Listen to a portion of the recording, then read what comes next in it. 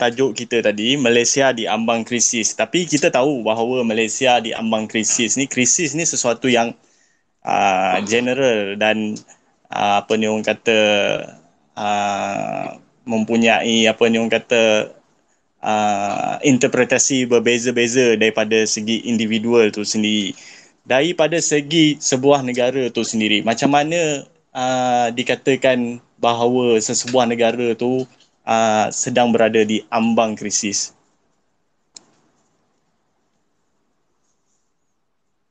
Apa yang dimaksudkan dengan sesebuah negara yang di ambang krisis tu?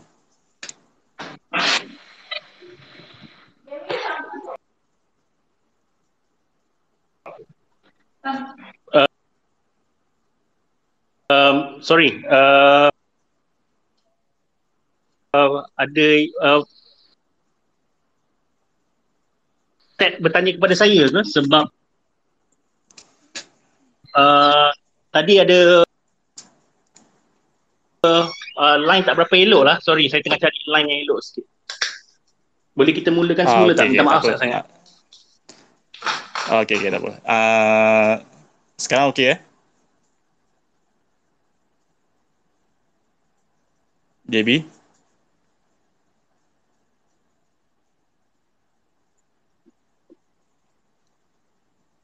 Suara JB tak dengar lah. Sekarang okey, sekarang dengar. Okey. Okey, berkenaan dengan tajuk kita sekarang Malaysia dengar. di Dengar ambang krisis. Okey. Dengar. Okey, berkenaan dengan tajuk kita kan, Malaysia di ambang krisis. Suara saya tak dengar. Okey, sekarang okey. Sekarang okey.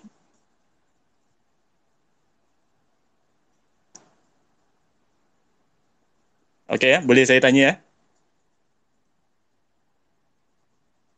Okey. Okey, berkenaan dengan tajuk kita pada hari ini, Malaysia di ambang krisis. Apa yang dimaksudkan dengan Boleh silakan. Apa yang dimaksudkan dengan sesebuah negara tu yang di ambang krisis? Apa yang dimaksudkan dengan krisis dalam sesebuah negara tu? Okey, bismillahirrahmanirrahim. Yang hadir untuk mendengar sesi Twitter Space Patriots kali ini, tajuknya ialah Malaysia di ambang krisis. Sebenarnya saya yang pilih tajuk ni, tapi saya minta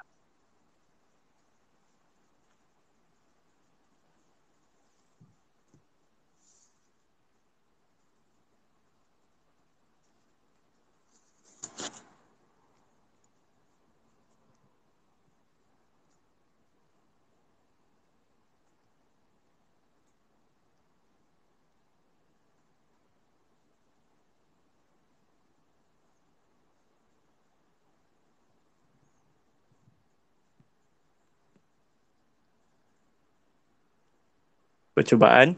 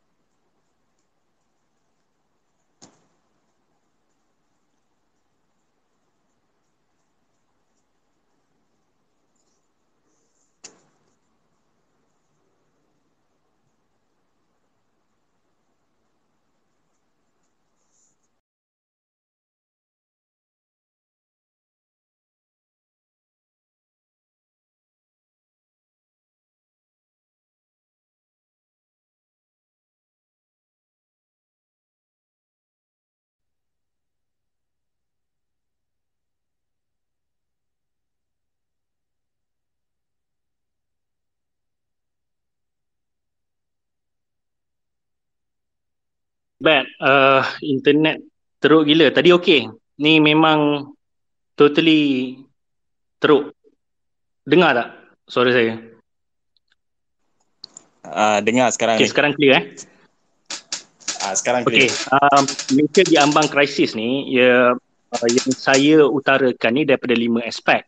Okay, pertama dia ialah ekonomi. Of course, kita nampak ekonomi kita agak terumbang-ambing kalau kita bandingkan dengan negara-negara luar, sebab kebanyakan orang yang mengatakan ataupun menterjemahkan kenapa keadaan ekonomi kita begini, mereka mengatakan ini disebabkan kita dalam keadaan wabak.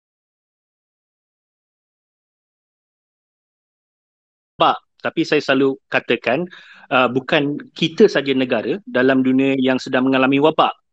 Jadi ekonomi pertama, keduanya ialah tentang kesihatan. Of course, kesihatan ni antara isu yang mendesak sekarang dengan kes wabak COVID yang sedang meningkat naik. Dan kita juga dalam diambang kemungkinan orang kata sistem kesihatan kita collapse ataupun lumpuh. Ketiganya ialah kestabilan politik, iaitu adakah kita dengan ketidakstabilan politik ini ia akan lebih membarah walaupun kita dalam keadaan darurat, tetapi dissent di antara semua parti-parti politik yang sepatutnya hari ini dalam keadaan krisis kita lihat kita lebih bersatu padu, tetapi kita tak dapat capai kestabilan itu. Dan akhir sekali yang keempatnya ialah trust deficit yang semakin meninggi. Trust deficit ni dia jadi satu isu sebab kita akan lihat lebih ramai yang akan orang kata tak ikut SOP, ketidakpatuhan SOP. Sebab tu saya selalu ingatkan apa sahaja yang anda kecewa ataupun marah ataupun tak suka dengan kerajaan, jangan bakulkan sekali dengan kepatuhan anda terhadap SOP. The threat is real. COVID ni benar, jadi kita patuh SOP kat situ. Sebab saya nampak tak ramai yang dapat bezakan. Jadi bila dia marah, dia kecewa, dia pun tak apalah aku langgar SOP. Okay. Trust deficit di situ. Okay. Dan akhir sekali yang saya suarakan yang kelimanya ialah adakah kita boleh menerima satu lagi krisis? Okay, sekarang ni kita dalam masalah kesihatan dengan ekonomi dan sebagainya. Even hari ni, berita hari ni di mana diwajibkan penjawat awam untuk memberi sumbangan secara wajib, sebab tahun lepas it was called infak. Disarankan, diajak untuk menyumbang, tapi kali ini dibuat wajib. Jadi ini satu indikator. Okey, jadi bila kita ada indikator yang mungkin ekonomi pun tak berapa elok, kesihatan pun lumpuh dan sebagainya, there is one more imminent danger yang krisis looming yang tengah kita hadap, iaitu musim tengkujuh. Kalau ingat setiap dekat hujung tahun kita akan ada masalah banjir yang sangat teruk. Ada yang okey sikit, ada yang teruk dan sebagainya. Jadi masa ni ialah kita memerlukan lebih banyak kewangan, lebih banyak sokongan sistem kesihatan, dan yang paling merisaukan ialah kita perlu pindahkan ramai keluarga ke pusat-pusat sementara yang di mana mereka akan berkumpul.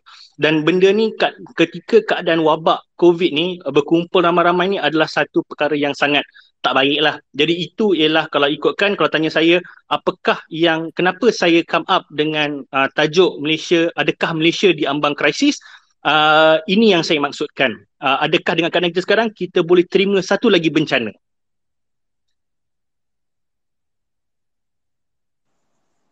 Okey, kalau contohnya macam tu, okey, daripada aspek kesihatan, okey, kita ambil aspek pertama, aspek kesihatan lah.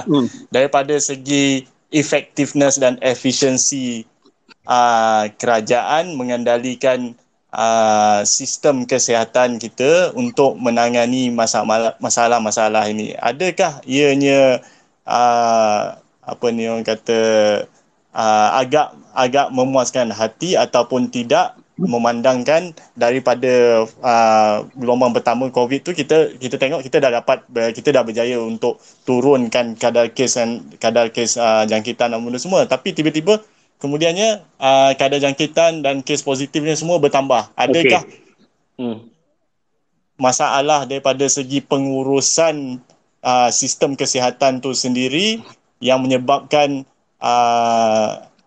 krisis tu semakin memuncak? Okey, ini dia kena jawab orang kata hati-hati dan bagi betul-betul orang faham. Okey. Dia dalam kerajaan ni, dia ada pembuat polisi dan pelaksana polisi. Benda ni kena tahu . kita kena ni. Bila kita mengkritik polisi ataupun bersuara tentang polisi, kita tak semestinya kita bersuara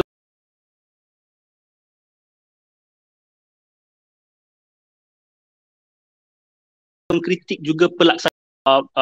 Bercakap tentang mengkritik ataupun bersuara ataupun memberi cadangan, tak semestinya kita halakan juga kepada penjawat awam. Itu kadang-kadang saya nampak dia dah jadi semakin membarah bila ada permusuhan antara marhain dengan penjawat awam pula. No. Dia ada beza pelaksana dan pembuat polisi. Okey. Daripada aspek pelaksana polisi, saya 100% yakin dengan orang kata petugas ataupun penjawat awam di bahagian kesihatan. Saya rasa mereka juga melaksanakan tugas dengan baik dan sebagainya, dan mungkin ada di mana orang kata dia nasihat-nasihat ataupun pandangan-pandangan daripada bahagian kesihatan yang tidak mampu dilaksanakan. Okey, tak mampu dilaksanakan ni pula dia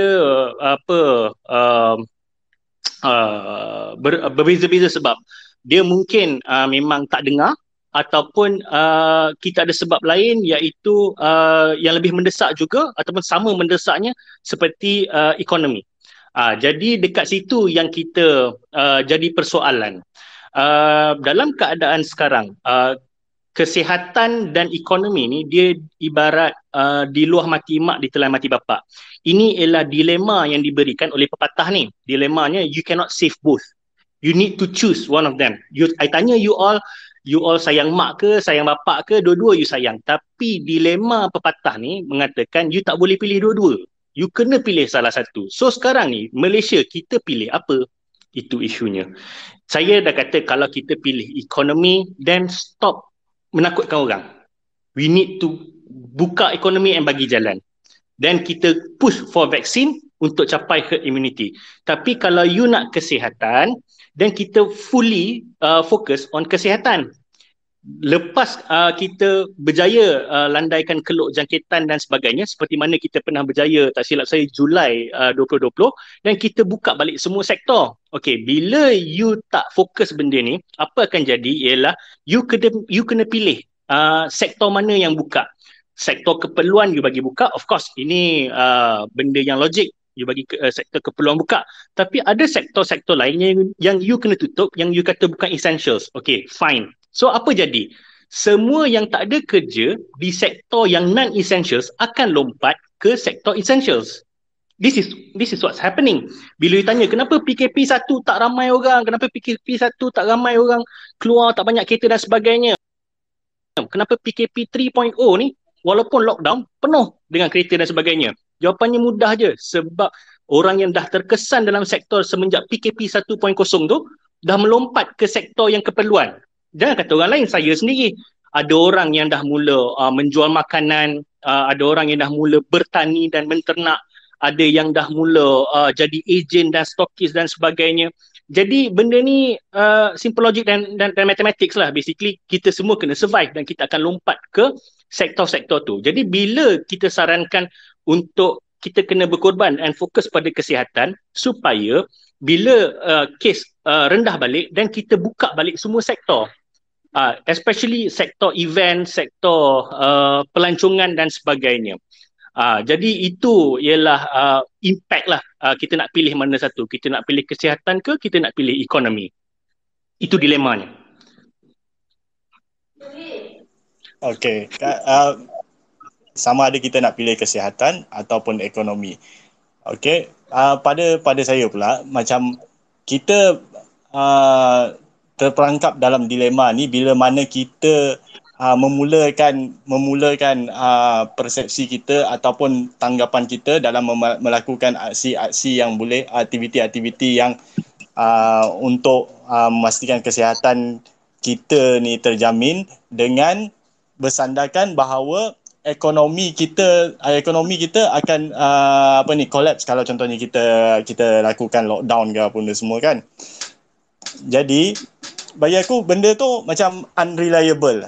Sepatutnya dia kena specify kat mana tahap ataupun tolerance yang boleh kita kita boleh adjust between ekonomi dan kesihatan ni untuk memastikan kedua-duanya kita dapat bawa ke depan. Adakah benda tu orang kata logik ataupun sesuatu yang rasional bagi Jamali? Pada saya okey je sebab banyak negara pun buat macam tu. Sebenarnya kita boleh grab dua-dua, tetapi sepatutnya kita mula awal. Macam saya kata, ada beza kita lawan 100 ataupun 1000 kebakaran dengan kita serentak, dengan kita lawan 1-2 kebakaran serentak dekat situ. Sebenarnya apa saja yang kita buat hari ni, maksudnya lockdown dan sebagainya, sebenarnya ia perlu dibuat jauh lebih awal. Okey, jangan tanya saya pun tak tahu kenapa kita tak buat. Sebenarnya saya nampak bermulanya kita punya graf menurun ialah semenjak PRN Sabah. Sebenarnya lepas PRN Sabah tu kita dah patut lockdown lah, second lockdown. Tengah kes tengah kecil dan sebagainya, kita patut lockdown, kita patut kembalikan keyakinan rakyat. Sebab masa kita dah landaikan kes dan sebagainya, kita pernah capai kosong. Masa tu kita punya kebersamaan memang tinggi. Lockdown pertama kali tu kita as a nation kita lalui bersama dan sebagainya. Tetapi ketika PRN Sabah, bila PRN Sabah tu jadi, itu yang bermulanya it creates distrust daripada situ.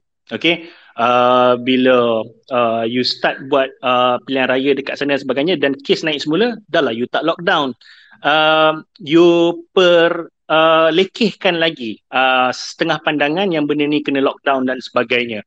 So and you don't even regret it, or you don't even say I'm sorry, we are sorry, because kita mulakan balik setelah orang penat mengurung diri dan sebagainya. Di situ bermulanya bibit-bibit orang kata cancer tu lah, cancer distrust ni dekat situ. Dan ia semakin membarah lah semenjak itu. Dan kali ni saya beritahu terus terang, saya pun kalau saya jadi government, saya pun tak tahu macam mana nak buat lockdown.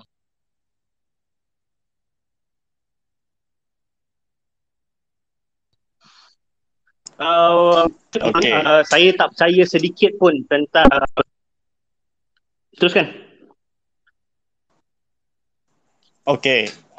Adakah apa yang kita lalui sekarang ni, orang kata dilema antara kesihatan, sama ada nak memilih kesihatan ataupun ekonomi, kebobrokan yang kita lalui sekarang ni ada kaitan dengan kestabilan politik yang berlaku, yang ada sekarang ni secara umumnya? Of course. Pada pendapat saya lah, sepatutnya kerajaan hari itu dia tertubuh setelah Tun Mahathir meletak jawatan dan kita pun bersetuju dan YDPA pun bersetuju untuk Tan Sri Muhyiddin Yassin menjadi Perdana Menteri dan mendapatkan orang kata persetujuan rakan-rakan komponen yang lain. Saya rasa Tan Sri Muhyiddin patut dah boleh orang kata consolidate semua. Tetapi apa yang terjadi ialah pendapat saya, terlalu banyak caturan politik. You tak boleh dalam satu masa you handle 2-3 krisis dalam masa yang sama. You dah handle COVID, tapi pada masa yang sama you still nak mencatur politik. Jadi you dah tak terkejar dua-dua. Ini pendapat saya. Benda tu kat situ. Jadi bila tak ada kestabilan, of course there will be noise. Saya tak orang kata tak menolak yang ada pembangkang ataupun yang komponen berada dalam parti sekarang, dalam kerajaan sekarang yang bising. Tapi pada yang bising dan apa kata banyak buat kekecohan. Tapi pada masa yang sama, saya juga tak boleh tolak apa yang disuarakan tu kadang-kadang betul. Sebab apa yang disuarakan tu setelah dicerca, dimaki dan sebagainya, at the end of the day government buat. Tapi dah terlambat lah benda tu kat sana. And then bila orang mula mengatakan yang we think that someone else is better in that position untuk jalankan kerajaan hari ni untuk mengawal krisis, jangan marah. Sebab whatever people say in the first place, cadangan, you tak follow. Tapi bila keadaan nak makin teruk, you ikut, you buat benda tu. Kan? Jadi makin lama orang makin nampak macam kenapa you keep on doing apa yang pembangkang buat yang selama ni you kutuk and kritik apa benda semua. But at the end of the day you ikut juga apa yang dia cakap. Jadi dekat situ bermula ketidakstabilan politik dekat situ. Jadi kita ni semua dalam satu, orang kata, recipe for disaster. Recipe for disaster ni, dan dia sangat terkait dengan ekonomi sebab ekonomi is psychology lah, basically it's not just about money. Jadi bila orang nampak tidak ada kestabilan politik, pelaburan ataupun perniagaan tu saya rasa amat kurang. Kalau tanya saya kenapa, one of the reasons why pelaburan luar negara kita kurang, bukan tak ada, kurang, tapi dan lari ke negara-negara ASEAN yang lain, basically ialah bukan sahaja on kesihatan tapi juga on our kestabilan politik tu tak ada. Jadi itulah dia antara penyumbang bila tak ada kestabilan politik ni, walhal you dah ada dah segala kuasa, bukan saja parti politik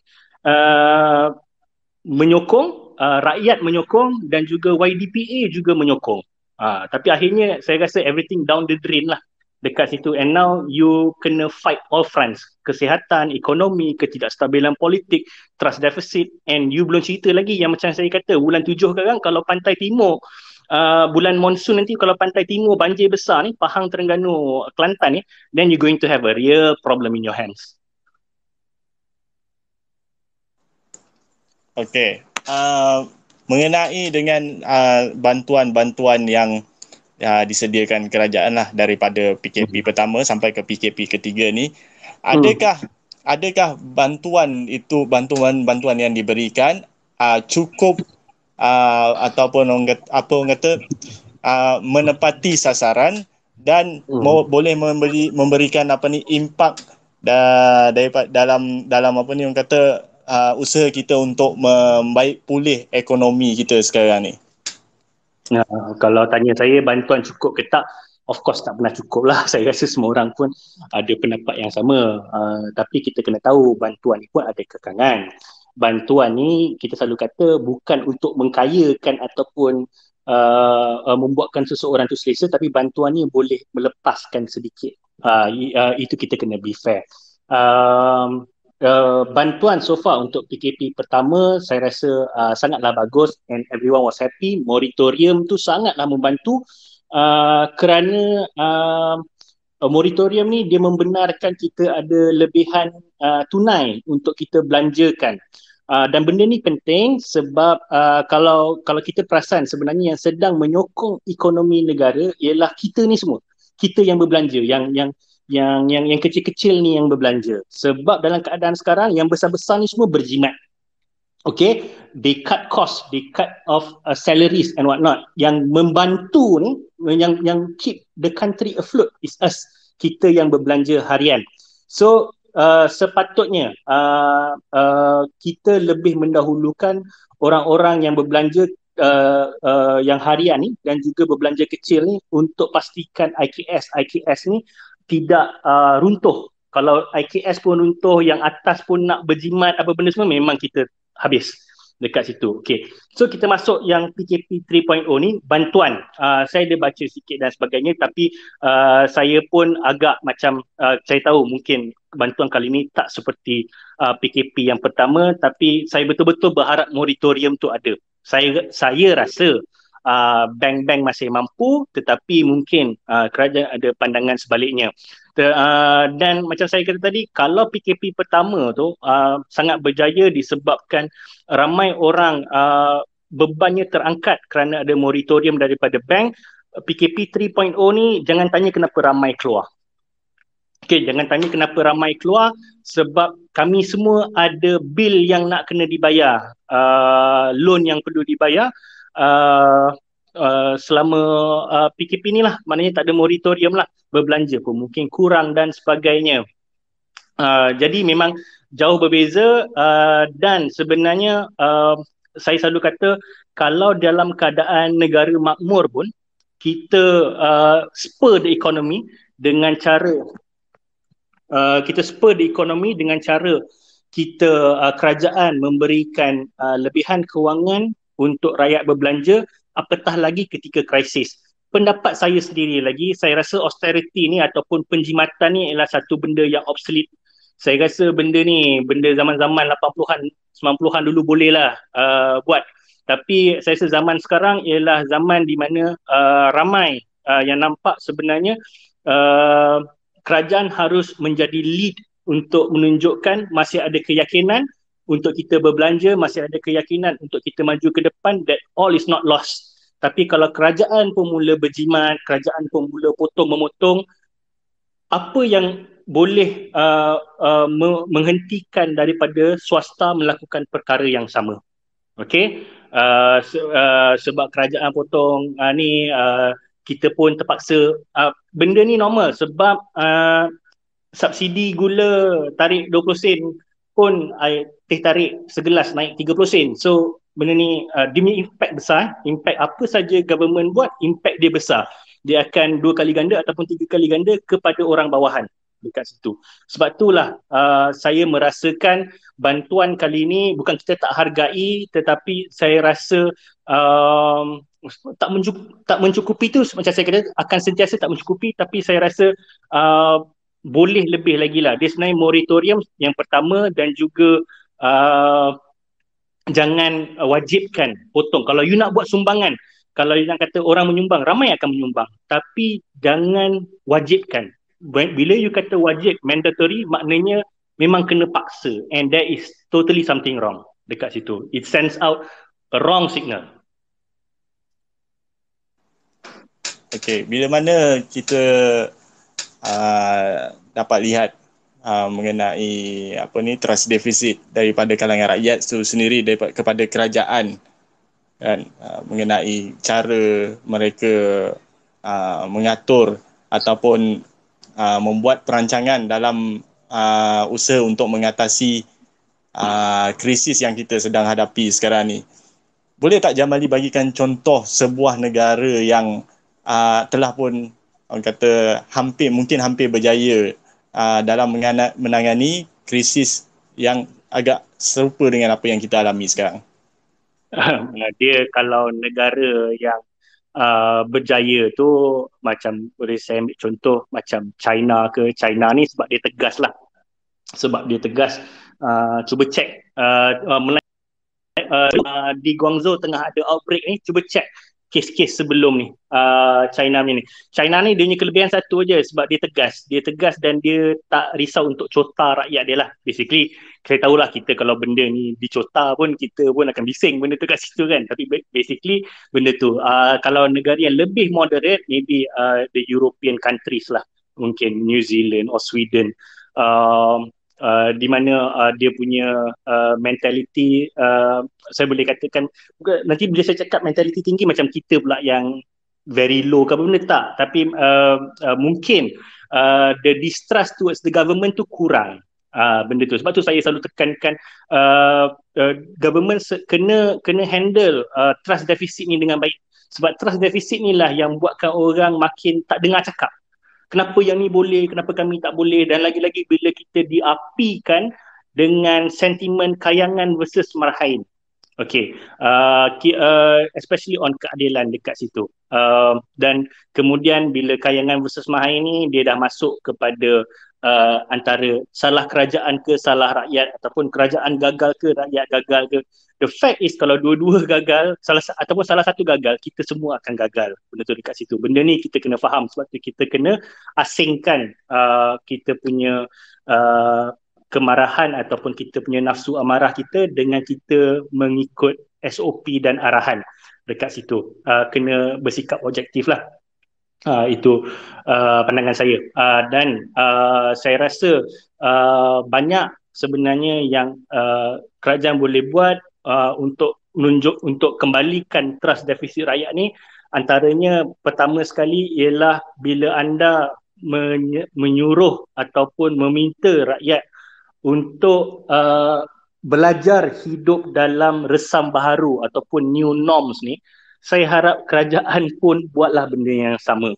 Maksudnya You lead us, you tunjukkan you pun ready for new norms. Macam mana you nak kata you ready for new norms bila orang nak masuk website pun crash? That's orang SJR kita masih ditakut lama our roadblocks, di mana kita masih ada yang buka satu lane. Of course dekat tol yang besar dia buka 2-3 lane, tapi kebanyakan tol yang dalam bandar satu lane. You nak ekonomi jalan tapi you sekat perjalanan sampai jam. Saya kata kalau you dah go into new norm, kenapa you tak boleh pakai sistem macam RFID ataupun you ada smart tag, you ada touch and go, you ada banyak cara. Even I nak masuk kondominium pun kadang ada pakai tag untuk you scan sahaja ataupun you tap sahaja.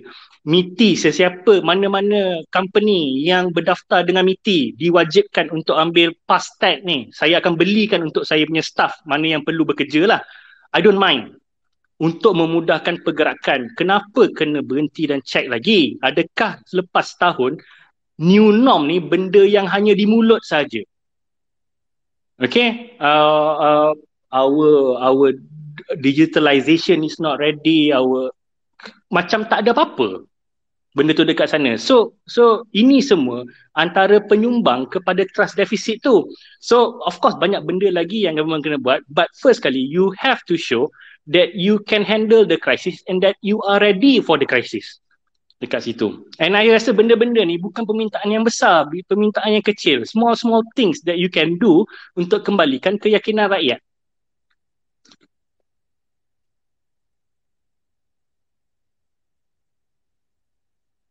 Saya putus lagi ke?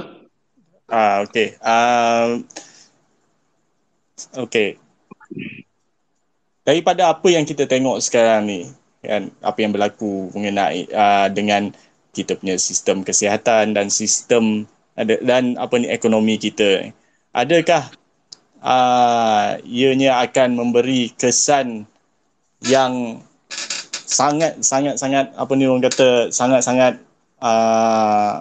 sangat radikal lah, ataupun memberi kesan yang besar kepada golongan-golongan tertentu, contohnya golongan urban middle class macam M40 ini nanti?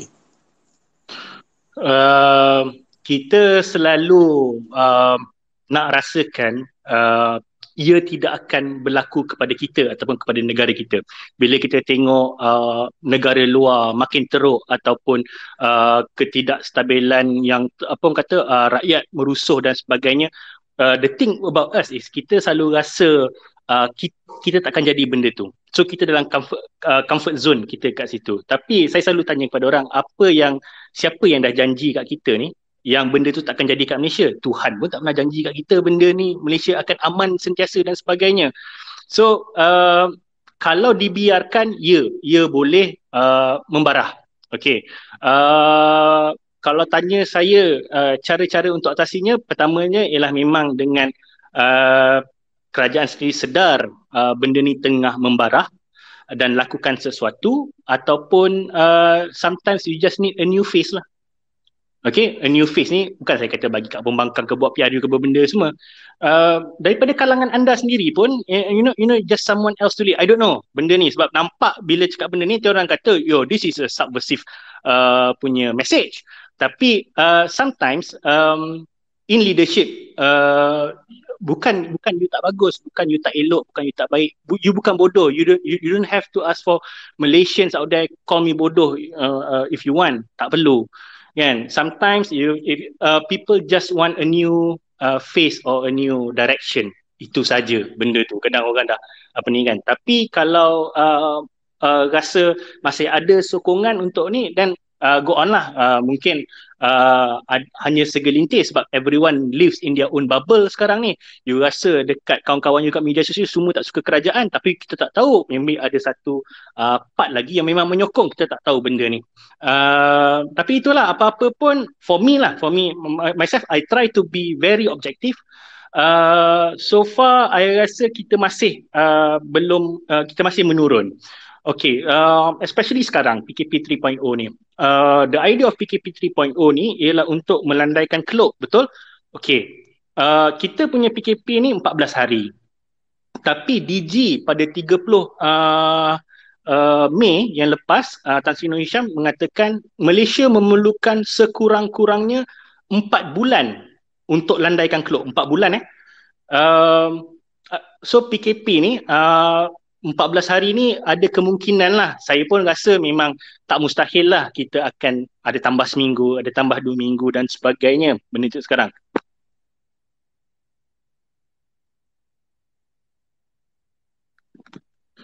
Okey, jadi apa tadi? Sorry. Terputus sekejap. Pertambahan pada masa yang jangka masa PKP. Betul. Tapi pada masa yang sama, kita sedang melihat ramai banyak sektor yang diberi kebebasan untuk beroperasi juga. Hari ini di media sosial, dekat wall saya je lah, penuh dengan ramai orang yang mengatakan macam tak ada apa yang berlaku, macam tak PKP, macam tak total lockdown. Okay, so berjaya tak kita untuk akan andaikan Keluk? Okay, itu persoalan pertama. Persoalan kedua ya, kalau sekarang ni kita buat PKP dan kita bagi bantuan dengan cara memotong allowance penjawat awam, ke depan nanti akan ada lagi tak? Ini yang antara benda yang kita nak kena tengok. Kalau sekarang ni you opt out untuk buat pemotongan allowance ataupun gaji, nanti benda ni akan berantai. So next round of bantuan lagi sekali potong gaji dan sebagainya. So pilihlah betul-betul kesihatan ke ekonomi ke kat situ. You cannot win both dekat situ. Ini adalah dilema yang akan bawa kepada krisis yang akan berhenti lah.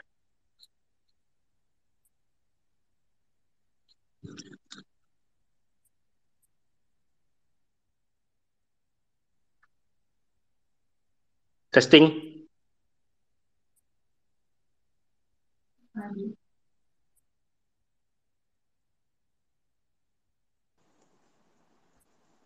Test. Dengar?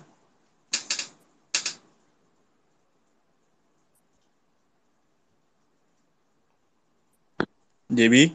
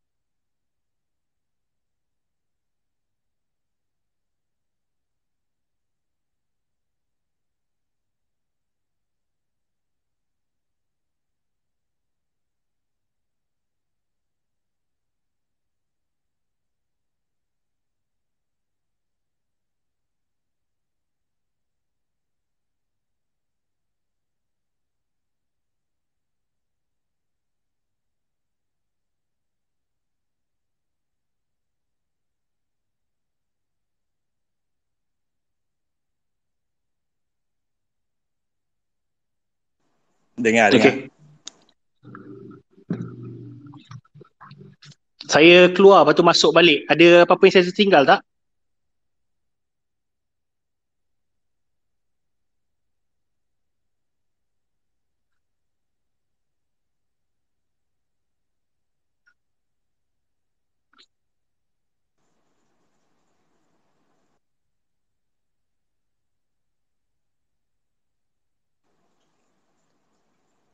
Ada apa-apa yang tertinggal ke?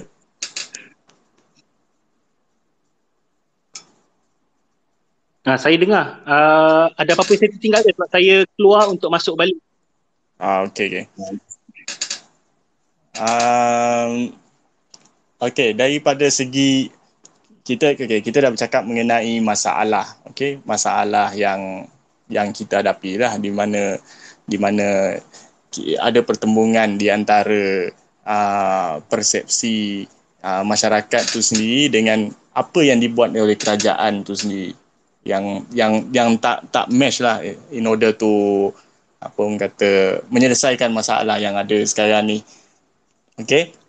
Okey. Secara umumnya, apakah konsensus yang boleh dibuat untuk kerajaan dan rakyat supaya kita dapat apa ni orang kata, mengharungi ataupun mendepani krisis yang melanda negara kita ni, dan membaiki apa yang kesilapan yang telah dibuat dulu.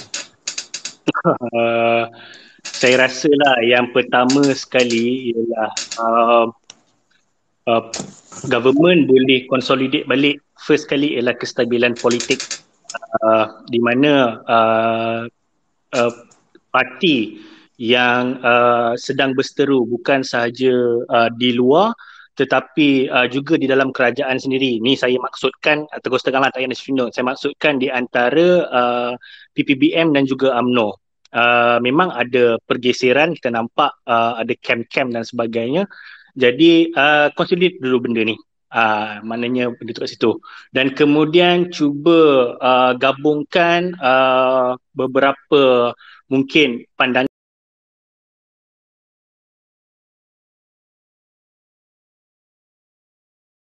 untuk memberikan cadangan dan pandangan. Sebab tu kita selalu bising pasal parlimen, di mana perlu ada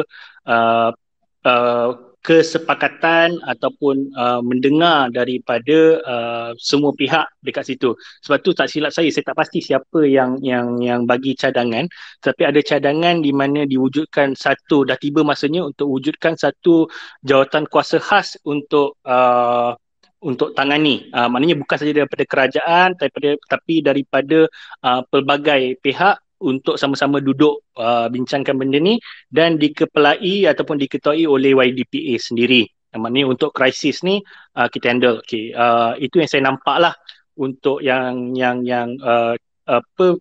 jalan pertama untuk pastikan kita tak lebih teruk daripada sekarang. Yang keduanya mungkin macam saya kata tadilah, tapi mungkin benda ni orang tak suka saya cakap, tetapi mungkin sometimes people just need a new face ataupun fresh ideas dan sebagainya.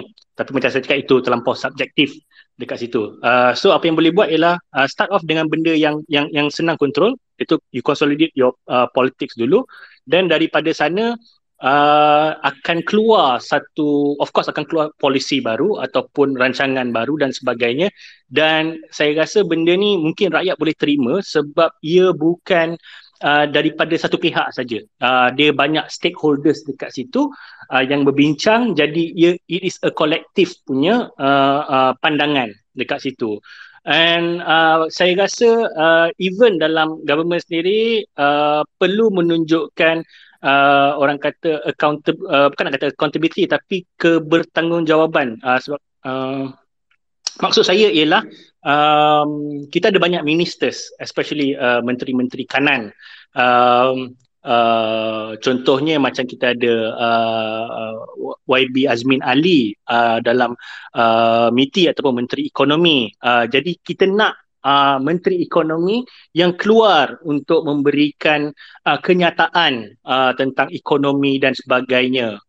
Kita juga ada Menteri KDN untuk keselamatan dan sebagainya. Kita juga nak melihat Menteri KDN untuk bersuara di sana dan sebagainya. Jadi orang sebenarnya kita pun rasa kadang-kadang tak selesa sebab akhirnya mungkin DG yang kena keluar untuk buat kenyataan dan sebagainya. Kita nak nampak semua kebersamaan dekat situ.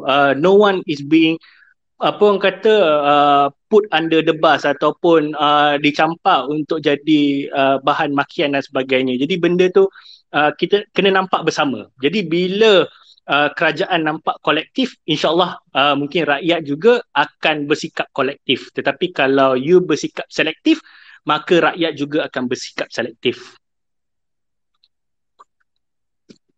Itu yang pertama lah. Of course, kalau you tanya I kesihatan ke ekonomi ke apa benda, of course lebih banyak plan lah. Tapi saya rasa yang pertama dulu lah, maksudnya you consolidate dulu your political friends dekat situ untuk sama-sama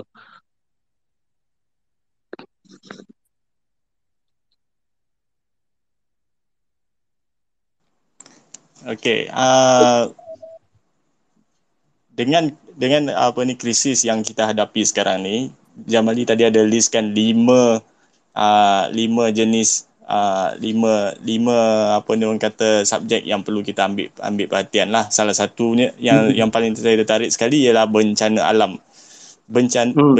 Bila mana bencana alam ini terjadi, bukan setakat COVID je, dia pun akan apa ni orang kata menyebabkan menjadi potensi yang mana kita punya sistem kesihatan akan lumpuh juga. Betul. Okey. Persoalan saya, apakah langkah awal yang boleh diambil oleh kerajaan dan masyarakat in order untuk mendepani masalah ni? Sebab ini masalah yang mendatang. So kalau nak tanya, kalau masalah mendatang kalau dah ada dalam masalah tu, dah ada dalam masalah tu sendiri, baru kita nak fikir nak buat apa. So apa ni cadangan ataupun plan yang boleh digunakan untuk kita mendepani ancaman bencana alam ni nanti? Okey, pandangan saya yang pertama mudah je. Untuk PKP kali ni kita tak boleh kalah. Kalau kita kalah, yang ni kes masih tinggi. Kalau terjadilah bencana seburuk tahun yang memang teruk tu, tahun bila lah? Saya lupa. Tapi ingat, saya rasa ramai ingat yang masa tu Pantai Timur banjir teruk, rumah banyak tenggelam. Sebab saya berada di lapangan masa tu, saya rasa dengan keadaan kita sekarang, kalau bencana seburuk itu, uh, kita sukarlah nak buat comeback dekat situ. Pada pandangan saya, dengan sistem kesihatan yang hampir lumpuh, uh, dan kita akan ada lagi kes-kes yang lain, saya tak boleh bayangkan. Jadi pentingnya untuk kita kena menang PKP kali ni. Okey, ini rakyat kena faham. Kalau kerajaan buat tak tahu pun, you kena faham. You kena kawal diri, you kena bagi tahu kawan-kawan, uh, keadaan kita ni boleh menjadi bertambah buruk, dan kita jangan jadi penyebab self-fulfilling prophecy. Kan, maksudnya macam kita nak sangat tengok, sebab kemarahan we want to see the government fail ke apa benda semua kan, kita ikut nafsu kita suka. Tak, jangan.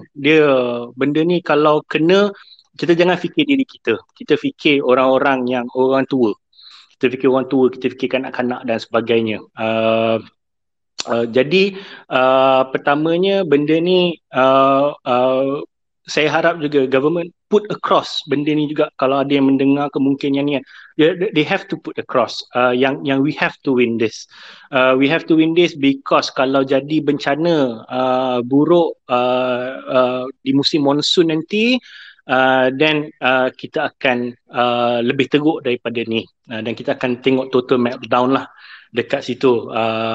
Dan benda yang paling saya tak gemar kalau masa jadi benda macam tu ialah jenayah akan meningkat. Okey, jenayah, ada anasi yang cuba masuk negara dan sebagainya. Even hari ni pun kalau ada yang perasan, ada berita pasal airspace kita kena ceroboh oleh 16 pesawat tak silap saya. Jadi inilah dia, bila kita dalam keadaan yang lemah, kita tak terkejar-kejar, yang dikejar tak dapat, ya dikendong berciciran, ekonomi tak ke mana, kesihatan tak ke mana, kestabilan politik tak ke mana, kebersatuan rakyat entah ke mana.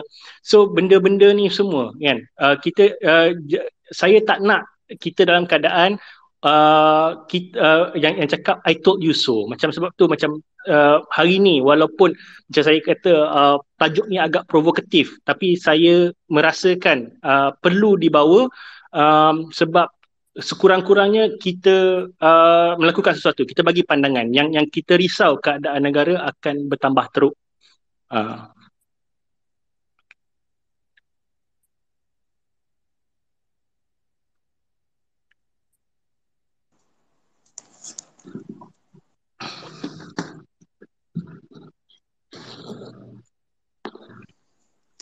Okey, selepas daripada krisis kan selepas daripada krisis ni. Maknanya dalam kita menghadapi krisis ni,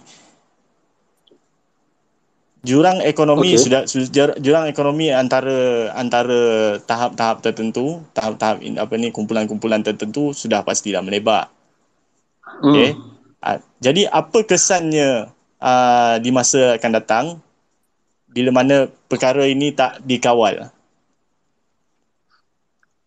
Ni macam saya katalah, sukar sebenarnya.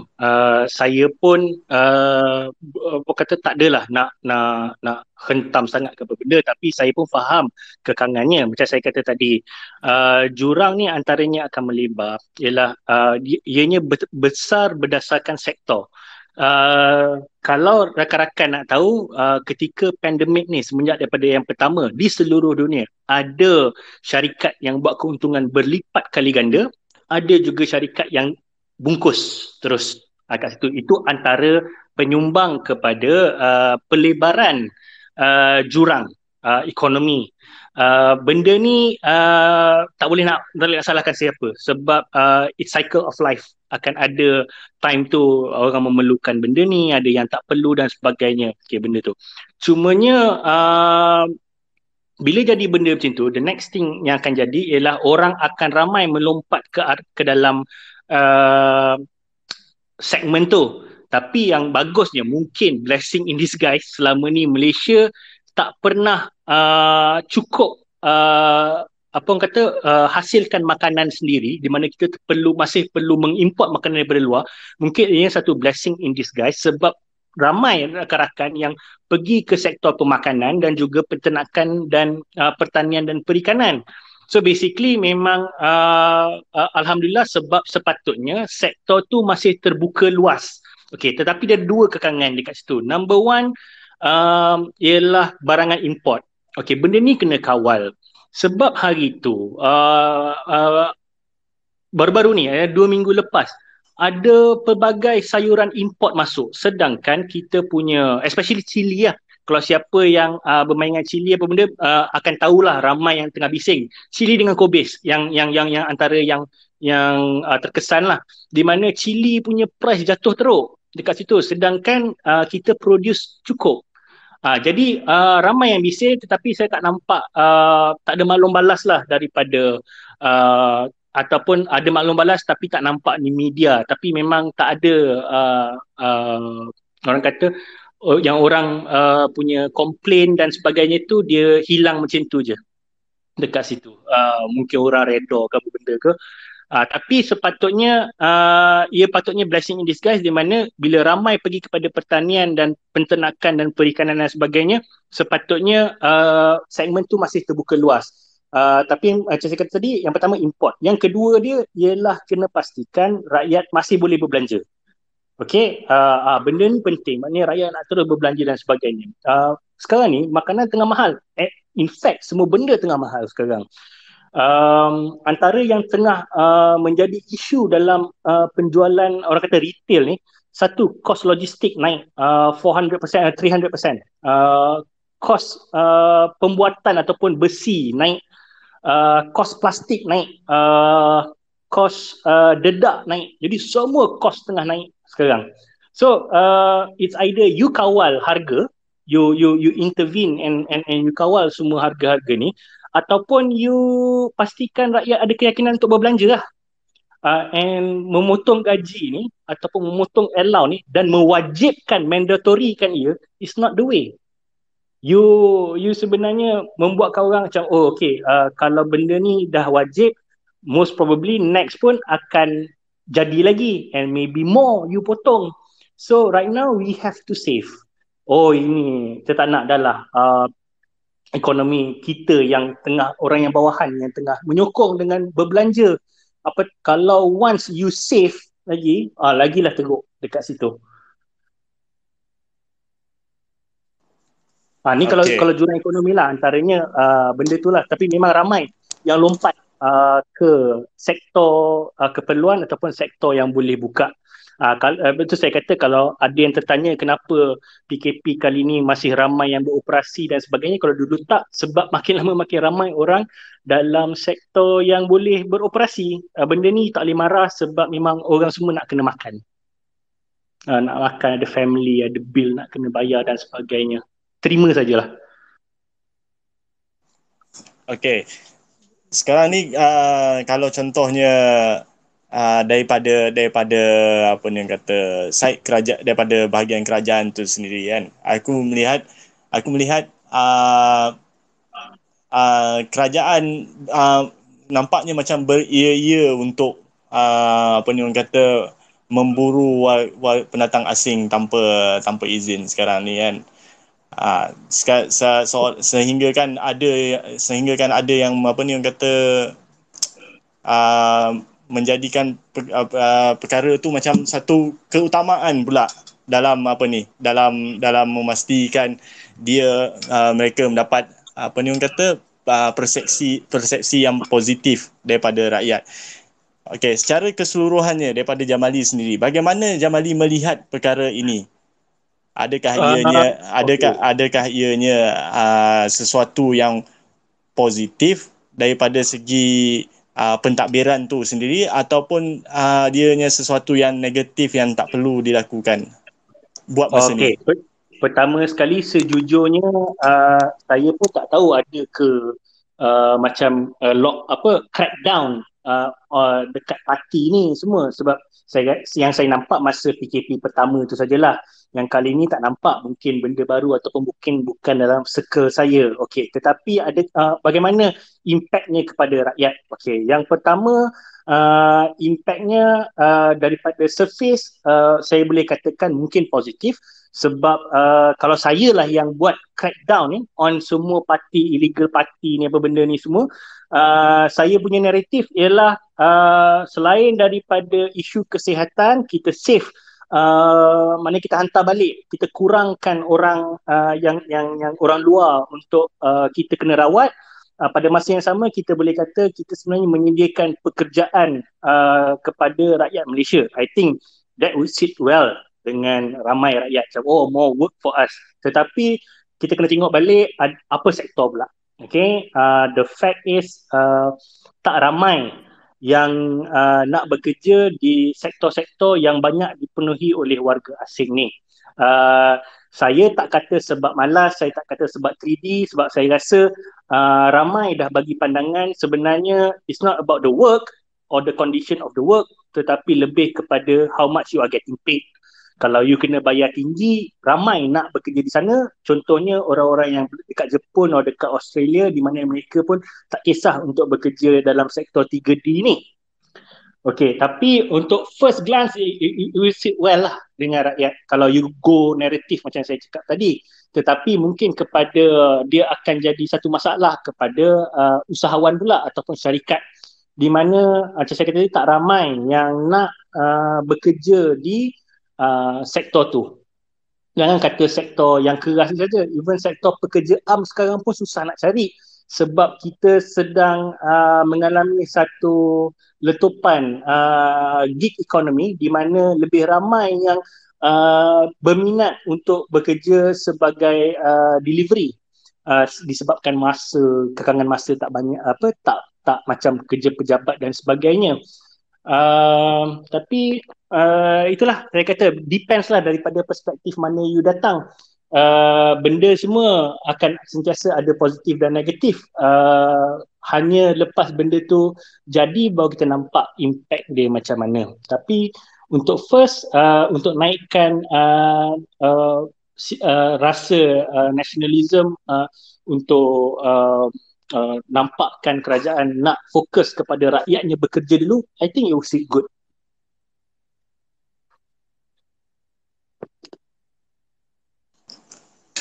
Okey, mengenai langkah penjimatan yang secara umumnya diambil oleh kerajaan yang kita nampak sekarang ni. Mungkinlah dia orang berjimat. Okey. Apakah dia punya apa ni orang kata kesan terhadap persepsi-persepsi daripada pelabur-pelabur luar? to be fair, saya rasa saya tak pasti yang mungkin akan ada lepas ni yang mungkin boleh betulkan, tapi penjimatan ni saya tak rasalah kerajaan terlalu berjimat sebelum ni. Cumanya isu penjimatan ni naik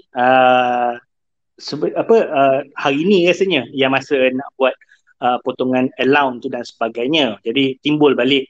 So apa yang kita nak ialah kita tak nak benda ni dibudayakan. Tapi sebelum tu saya tak nampak sangatlah kerajaan ni nak berjimat sangat ke apa benda semua. Even day one pun harga 35 juta. So tak ada jimat dekat situ pun.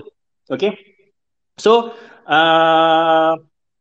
tapi untuk pelabur luar, sebab kes ni baru naik, jadi kita isu ni baru naik, kita pun tak boleh nak kata bendanya confirm akan tarik pelabur ke apa benda semua. Itu pun saya tak pasti. Tapi saya rasa pelabur ni dia ada benda yang lebih besar daripada itu yang ditengok sebelum-sebelum ni. Contohnya ketidakstabilan politik, kesihatan. Nak tengok juga kesihatan ni bila dijangka Malaysia akan bounce back. Jadi dia nak masuk pun dia akan fikir juga pasal kesihatan, sebab kesihatan ni berkadaran terus dengan kos perniagaan. Pekerja sakit dan sebagainya, benda-benda macam tu yang saya rasa mereka lebih tengok, bukan pada penjimatan lah. Penjimatan ni sebenarnya lebih kepada outlook kepada rakyat sendiri. Kalau government pun dah berjimat, kita pun kenalah berjimat. Government dengan you ada orang kata monetary sovereignty, you boleh paling teruk lah boleh print money pun you berjimat, apatah lagi kami rakyat ni yang tak tahu pun minggu depan, bulan depan masih ada kerja ke tak, lagilah kena berjimat. So itu ialah impact terbesar dekat situ. Itu yang saya nampak lah. Okey, berbanding dengan PKP 1 dan PKP 2 dan 3, kita dapat lihat yang penglibatan swasta dalam membantu kerajaan bersama-sama ataupun membantu rakyat bersama-sama membendung krisis COVID ni semakin menurun. Pendapat Jamali sendiri, apa yang menyebabkan perkara itu berlaku? Pertama sekali, kalau swasta ni, sebab saya pun daripada swasta, jadi saya boleh katakan memang dalam kepala kami ni memang duit lah, pendapatan lah kan. Dan lockdown ni kalau kita bukan dalam sektor yang buat duit ketika lockdown, bising lah. Kalau kita dalam sektor yang tak buat duit, kalau kita dalam sektor yang buat duit kalau kena lockdown, sebalik. Tapi fahamlah kalau kita buat duit ketika lockdown, kita senyap. Kalau kita buat duit, kita tak buat duit ketika lockdown, kita akan bising. Okay. So benda ni semua fahamlah. Dan itu yang jadi fokus kepada swasta ni. Dan benda ni bila kita cakap pasal swasta, bukan semua swasta ialah company besar. You kena ingat swasta ni, you bekerja seorang ke ataupun small company of 5 ke pun itu swasta lah basically lah. Tapi memang terkesan sebab tu kita ada bila lockdown ni kita sentiasa meminta untuk bantuan dan sebagainya. Tapi bila kita cerita pasal kilang, okey, benda ni dia kilang ni ataupun pembuatan ni dia betul-betul jadi satu dilema untuk kerajaan dan sebagainya. Okey, kalau tanya saya, ada tak peluang kalau kita sentiasa lockdown dan kita tak bagi kilang ni beroperasi, kemungkinan mereka akan ke negara lain? Sejujurnya saya tak tahu, tapi mungkinlah kalau kita tengok surface dia macam, tapi nak kata adakah ia semudah itu, saya rasa taklah. Tapi nak kata tak ada kebarangkalian tu pun tak boleh juga. Nak kata tu. Dia letak government kita betul-betul dalam dilema di mana adakah nak benarkan mereka beroperasi ataupun tidak, sampai kenalah buat satu poster menunjukkan mesin ni dibuat besi, yang ni pakai plastik, ni pakai itu, apa benda semua, sampai macam itu sekali lah terpaksa buat untuk kat situ. Tapi at the end of the day, kita kena penlibatan swasta di dalam bukan saja membendung tetapi menunjukkan mereka juga bersama-sama kerajaan. Saya rasa kurang, bukan tak ada, kurang. Benda tu kurang. Bila beroperasi you nak, tapi nak menunjukkan you bersama-sama. Contoh paling mudah ialah ikut saranan kerajaan untuk pekerja ikut SOP. Berapa banyak kilang yang orang duk komplain tak ikut SOP, ataupun kilang yang membenar yang tak ikut 30% ataupun 40% pekerja saja. Berapa banyak kilang yang abaikan benda ni semua. So it's unfair. You penyebab kes tinggi, you tak nak dengar cakap, tapi you dapat operasi, dan itu yang membuatkan orang lagi marah dekat situ. So macam mana nak hilangkan persepsi kerajaan bantu tokek kalau benda ni terang-terang nampak dan orang duk bising dekat media sosial, kilang yang suruh pekerja-kerja lebih daripada kapasiti dan sebagainya. Benda tu tapi still mereka adalah di antara yang diberi kelebihan untuk ditanyakan adakah patut mereka tutup ataupun tak. Okey, kalau ingat lagi persepsi di mana sebelum meeting MKN telah berlaku meeting di antara pemilik-pemilik kilang ataupun pemain-pemain industri. Doesn't sit well lah dengan rakyat untuk benda tu, and then diorang dapat beroperasi semula. Benda ni itulah dilemanya lah kan.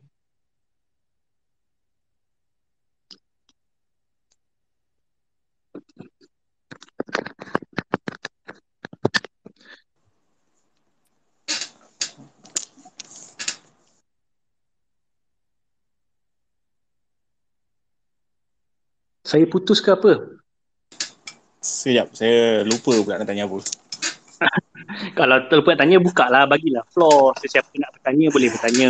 Okay. Siapa-siapa, kalau contohnya ada sesiapa yang nak bertanyakan soalan kepada nak betah saya pun tak apa, bagi pandangan lain pun tak apa. Kita berkongsi dekat sini. Dia sepatutnya hari ni Ted, kita punya host ni, ditugaskan untuk membetah saya, tapi macam dia tak betah apa pun. Tak ni pasal apa ni orang kata macam aku pun kurang apa ni kan, kurang ambil tahu sangat lah pasal sebab macam polarize sangat. So jadi of course. sebab bendanya macam polarize sangat kan. So aku ambil pendekatan untuk observe apa yang jadi lah. Betul. Polarization of issues ni dekat sekarang ni memang kuat. Even yang kawan dulu pun boleh orang kata sebab kita banyak sangat kritik dan sebagainya pun boleh bermasam muka. Benda tu normal dalam krisis, benda tu semua normal. Dan yang lagi menyakitkan hati ialah you baca views yang pro dengan anti. Dua-dua ada hujah menarik, dua-dua ada hujah betul. Sebab tu dia dipanggil dilema. Tak ada betul dan tak ada salah, tetapi kita kena cari ataupun kita kena pilih apa yang terbaik. Itu kita punya dilema sekarang. And susah nak kata betul dan salah sekarang. Mungkin very minimal lah yang paling saya rasa, kalau tanya saya, yang paling memang saya rasa benda ni tak ada betul atau salah ialah saya memang merasakan krisis management kita macam tak bersedia. Saya tak tahu orang lain lah, tapi ini memang saya, I have no, orang kata memang kalau you kata kita krisis management bagus, memang kata tak lah. Memang saya kata tak. Kita dah setahun lebih kita tak bersedia apa pun. Itu menghampakan saya, sebab bila bila saya tanya macam mana dengan isu-isu yang diperjuangkan selama ni, terutamanya kes Adib, dan kata sabar, tunggu, kita fokus on COVID. Even when you focus on COVID pun you fail. It's frustrating for me. Okay, tapi bukalah floor, bagilah kalau siapa nak bertanya, nak share pendapat ataupun sebagainya. Okay, kita buka lah untuk sesiapa yang nak jadi speaker dan bertanya kepada JB mengenai apa yang beliau terangkan tadi lah. Ada sesiapa nak tanya ke? Cuba PM Helmi ke.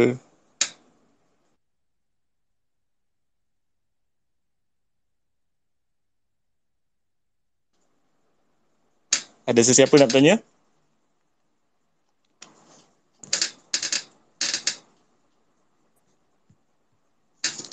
Tanya lah. Kalau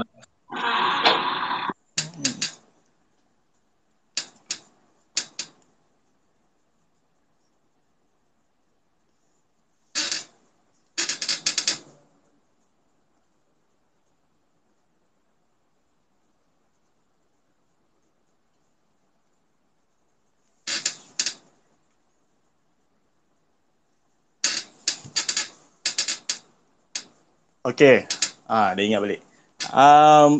Mengenai vaksin ataupun apa ni, plan yang dirancang oleh YBKJ tu, adakah secara teknikalnya, kan, bila mana vaksin ni sampai nanti, kan, dia akan menjadi apa ni orang kata game changer kepada apa yang kita hadapi sekarang ni. Dia jadi sesuatu yang orang kata at least bagi kita nafas lega lah dalam kita mendepani benda ni.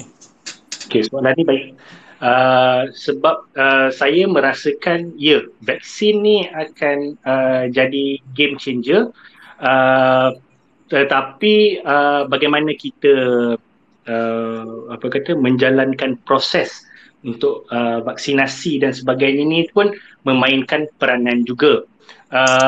Cumanya saya memang menyokong usaha untuk dapatkan vaksin dan sebagainya. Cumanya saya ambil juga beberapa kenyataan yang kadang-kadang kan kita ada isu on vaksin dan sebagainya, terutamanya untuk dapatkan bekalan. Okay, now untuk dapatkan bekalan ni, saya memang tak pernah salahkan government lah, ataupun KJ ataupun sebab benda ni di luar kawalan. Kemungkinan YBKJ dengan tim dah cuba yang terbaik, tetapi kalau tak dapat benda tu, kita nak cakap apa dekat situ. Cumanya please have a backup plan. Kalau you tak dapat, apa langkah seterusnya? Okay, of course kita perketatkan SOP, kita jaga, kita dan sebagainya dekat situ, tetapi mungkin benda ni tak nampak. Itu yang buatkan orang bising ke apa benda ke. Especially bila isu pendaftaran AstraZeneca tu, kalau kita ingat jadi isu, di mana orang ramai nak daftar tapi tak jadi. Okay, of course you boleh kata dulu tak nak daftar dan sebagainya, sekarang bila nak bagi mulalah menderu dan sebagainya. It shouldn't be that way. Sepatutnya you terima dengan hati terbuka, di mana lebih ramai yang nak vaksin dah sekarang.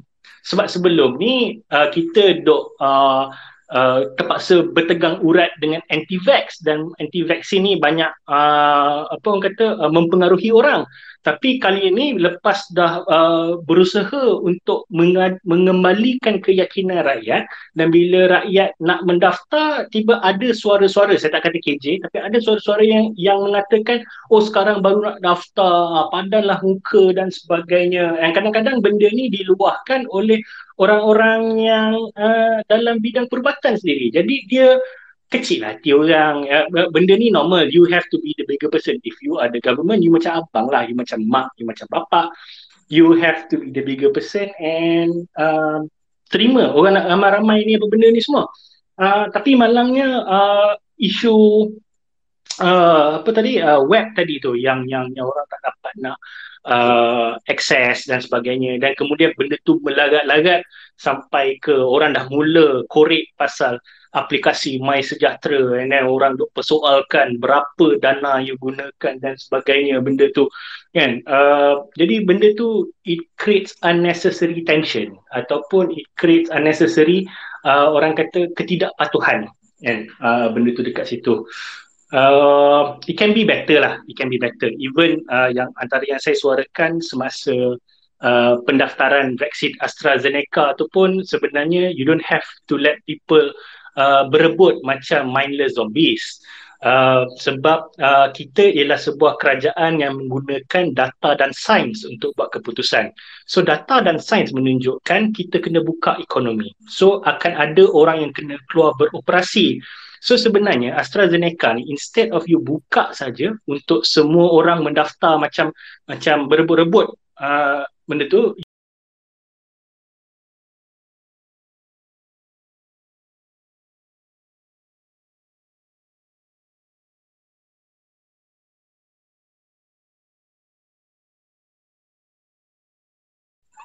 adakah anda menjadi sumber pendapatan utama keluarga? Okey, orang jawab ya. Okey, adakah kerja anda memerlukan anda merentas daerah ataupun merentas negeri? Ya. Ada berapakah kekerapan anda keluar dalam sehari? Empat. Dalam seminggu 4 hari. So semua orang boleh jawab soalan ni dan dia boleh tahu siapa yang memang dalam apa kata dalam kategori yang kena keluar sebab dia dalam bidang operations.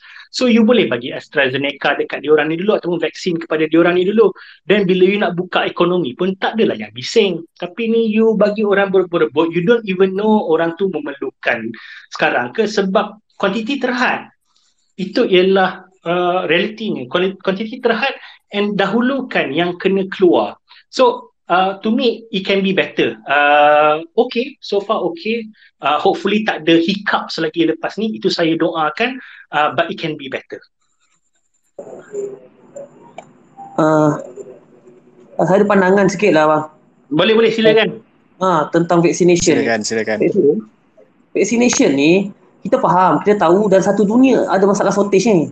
Betul? Kita satu dunia ada masalah shortage ni. Indonesia bising, semua bising. So apa, negara-negara maju, dia order vaksin ni 3 kali ganda, 4 kali ganda jumlah rakyat dia. Betul. So kita punya, jadi tapi masalah kita ialah dijanjikan kepada kita pada sekian kita akan selesai vaksinasi. Kan? Betul, itu satu realiti. Kita janjikan pada Jun 2022, tapi sekarang ni by kita punya progress lagi 5 tahun baru kita boleh dapatkan 80% vaccination tu, immunization tu. Tapi bila kita cakap benda tu, bila dicakapkan, disuarakan concern itu, what happen? Kan kita diperkotak-katik kan, bila orang cakap tu, KJ jawab apa? Macam-macam KJ jawab. Orang jadi marah. Benda tu bukan generasi tahun 80-an. Kau cakap itu semua orang percaya. Orang lagi pandai. Orang lagi, kadang-kadang ada orang yang lebih pandai daripada KJ pun tapi tak duduk dalam kerajaan. Tapi jangan perbodohkan orang macam itulah. Lepas tu lagi, dia juga membuatkan kita tidak puas hati dengan vaksinasi ni ialah cara kita diberikan vaksinasi tu. Minta maaf cakap lah, pada saya lebih penting vaksinasi adalah kepada gig ekonomi ni. Gig ekonomi player ni. Kan dia orang datang jumpa kita hari-hari. Hantar makan, hantar minum, tapi yang dapat vaccination siapa? Genting punya staff. Kan? Jadi ini menimbulkan rasa tidak puas hati di kalangan rakyat yang macam orang-orang macam saya ni. Ini saya nak cerita itu bab vaccination lah, the priority of vaccination. Vaccination ni dah fuck up pada day one. Daripada daripada pembentangan bajet tu yang merasakan yang menentu yang projek awak punya ekonomi by the vaccination tu sendiri. From day one itu sampailah sampai hari ini dia fuck up dia. Pada saya itu masalahnya, tapi masalah paling besar ialah when we cerita pada mereka, bila sampaikan pandangan kita, apa respon mereka kepada kita? Macam kita bodoh sangat. Itu maksud saya tadi. Sama. Itu maksud saya tadi ialah creating distrust. Sebenarnya kalau kita lihat kembali, sebab hari ini saya antara yang lantang menyuarakan tentang saya tak setuju langsung kita pergi kepada pemotongan gaji. sebab benda ni create distress, tapi saya dah nampak mula ramai untuk kata saya tahu bising saja, tapi ramai juga yang lupa sebenarnya semenjak 2020 pelbagai cadangan yang saya rasa baik yang boleh consolidate hati, bukan sahaja cadangan ni bukan sahaja ianya baik ataupun tak baik dan sebagainya. Kadang-kadang cadangan kita perlu dengar dan ambil kadang-kadang hanya untuk menunjukkan that we listen to you, kita dengar. So dia ada sebab kita dah wujudkan satu perasaan we are in this together. Tapi bila cadangan-cadangan yang baik tahun lepas tidak didengari, ada yang dikritik, ada yang kata kau ni tahu buat bising saja dan sebagainya, apa jadi ialah perseteruan lah orang. Dia kata sekarang ni you nak marah, contoh Najib Razak claim dia dah bagi cadangan ni awal, you nak marah macam mana? Benda tu memang dia dah suarakan benda tu kat situ. Contoh. So benda-benda ni semua sebenarnya ramai yang dah bagi cadangan yang baik, tapi bila you tak consolidate semua benda ni, dia akan create macam ni lah. Contohnya macam vaksin juga tadi, ada yang kata bagilah peluang kepada syarikat swasta ke contohnya untuk acquire vaksin sendiri. Saya rasa Selangor ada buat kot dalam selangkah benda tu, tapi saya tak follow lah perkembangan terbaru untuk selangkah ni. Tapi benda-benda macam itulah maksudnya. So saya faham tadi apa yang saudara Syuk tadi tu cakapkan tu, dan the frustration is real. Benda tu dekat situ, rasa tadi frustration tu dekat situ. Itulah dia. Boleh yang lain kalau nak bagi pandangan. Ada lagi yang nak bertanya soalan?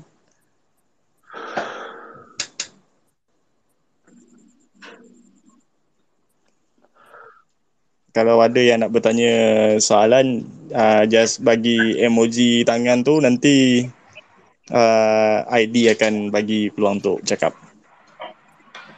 Ya. Kenapa komputer aku ni lagging ni?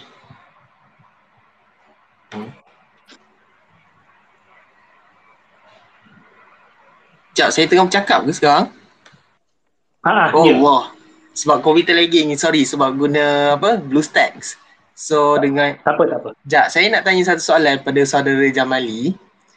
Pada pendapat saudara kan, sebab tadi saudara cakap pasal trust deficit tu satu. Okay. And then kita ada hadapi masalah puak-puak anti-vaksin ni lah. Macam biasa, duk menyebarkan agenda diorang kan. Saya salah seorang yang selalulah juga dapat banyak serangan anti-vaksin daripada tahun lepas. Kalau siapa yang follow macam tahun lepas, siapa yang pernah dengar cerita USM University CA Malaysia, pernah dengar? Itu asalnya daripada saya punya kira scat, ada anon tak guna hantar. Jadi saya memang dah banyak lah terima serangan-serangan anti-vax ni.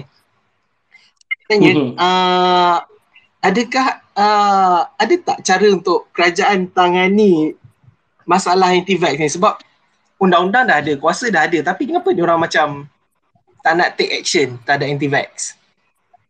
Okey, soalan yang baik, tapi dalam soalan tu pun ada jawapan dia, iaitu kita ada undang-undang, cuma kita tak kuat kuasakan. Okey, yang pertama, satu, reality of different views ni kita kena terima. Tak ada benda dalam dunia yang takkan ada orang pertikaikan ataupun persoalkan. That is human nature. Okay, so anti-vax ni kita anggap memang akan ada, dan pro dan anti ni akan sentiasa ada. Okay, tetapi pada masa yang sama, antara benda yang saya suarakan ialah, pertamanya ialah kuasa darurat. You ada kuasa mandatory. Saya rasa kebanyakan negara ada yang menggunakan kuasa mandatory untuk memastikan rakyat dia mengambil vaksin. Itu kalau you nak guna kuasa mandatory. Kalau you nak guna kuasa soft diplomacy, you buat macam yang sebelum ni kita ada suarakan, iaitu kita hanya benarkan dos yang dah vaksin untuk boleh orang kata terbuka kepada satu-satu apa orang kata aktiviti. Maksudnya kalau you nak merentas negeri ke, hanya yang dah vaksin boleh merentas negeri dan sebagainya. Benda tu pun saya rasa benda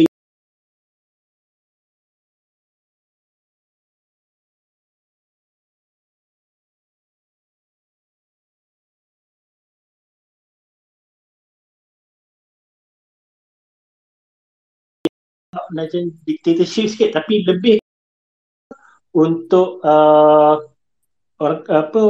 memberikan berita-berita vaksin dengan lebih baik.